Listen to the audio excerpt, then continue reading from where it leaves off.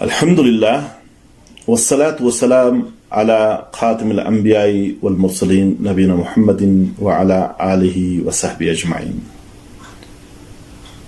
مشاہدین، ناظرین، آج ہم دجال کے بارے میں مزید معلومات جو ہے حاصل کرنا چاہتے ہیں، اور آپ کے سامنے ایک حدیث ہے جس کو ابو داؤد نے روایت کیا ہے اور صحیح حدیث ہے، اور اس کی راوی جو ہے وہ راویہ فاطمہ بنت قیس رضی اللہ تعالیٰ عنہ ہے۔ انہوں نے بتایا کہ دجال کہاں پہ ہے، کیونکہ نبی صلی اللہ علیہ وسلم نے فرمایا تھا کہ قیامت سے پہلے 10 نشانیاں ظاہر ہوں گی، ان میں سے فرمایا کہ دجال کا ظاہر ہونا۔ حضرت فاطمہ بنت قیس رضی اللہ تعالیٰ عنہ کہتی ہیں کہ ایک دن رسول اللہ صلی اللہ علیہ وسلم عشاء کی نماز کے لیے دیر سے تشریف آور ہوئے۔ جب آپ تشریف لائے اور آپ نے ہم نے بتایا، کہا کہ مجھے اصل میں تمیم الداری جو اس وقت ایک عیسائی تھے، ابھی بعد میں مسلمان ہوئے صحابی، مشہور صحابی ہیں، تو ان کی باتوں نے مشغول کر دیا۔ وہ مجھے ایک آدمی کے بارے میں بتا رہے تھے کہ وہ آدمی سمندر کے جزیروں میں سے کسی جزیرے میں طوفان کی وجہ سے ان کی کشتی جب پہنچ گئی تو اس آدمی نے وہاں پہ ایک عورت کو دیکھا، جو عورت اپنے بال کھینچ رہی تھی۔ تو میں نے اس عورت سے کہا، من انتی، خاتون تو کون ہے؟ قالت انا الجساسۃ، میں جاسوس ہوں، میں CID ہوں، دجال کی اصل۔ تو یہاں پہ پھر اس نے کہا، اذهب الى ذلك القصر، تو جو اس محل، اس پیلس کی طرف چلا جا، ادھر جا تو۔ اور وہ آگے آگے چلی، میں اس کے ساتھ ساتھ چلتا گیا۔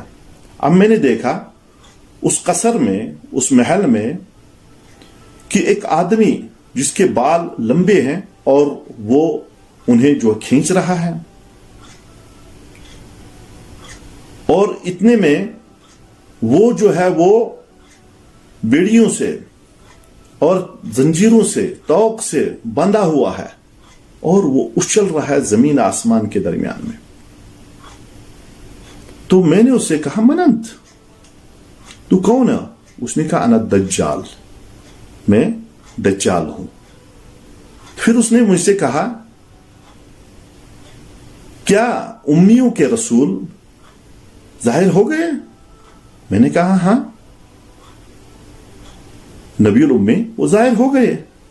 تو اس نے کہا، عجیب سوال تھا، کہا اطاعوہ او عصوہ او عصوہ، کہ لوگوں نے اس کی اطاعوہ یعنی اطاعت کی یا پھر اس کی نافرمانی کی، اس کی معصیت کی۔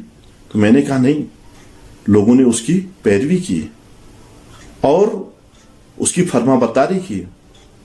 تو اس نے آگے سے کہا ذالک خیر لہم، اور یہ ان لوگوں کے لیے بہتر ہے۔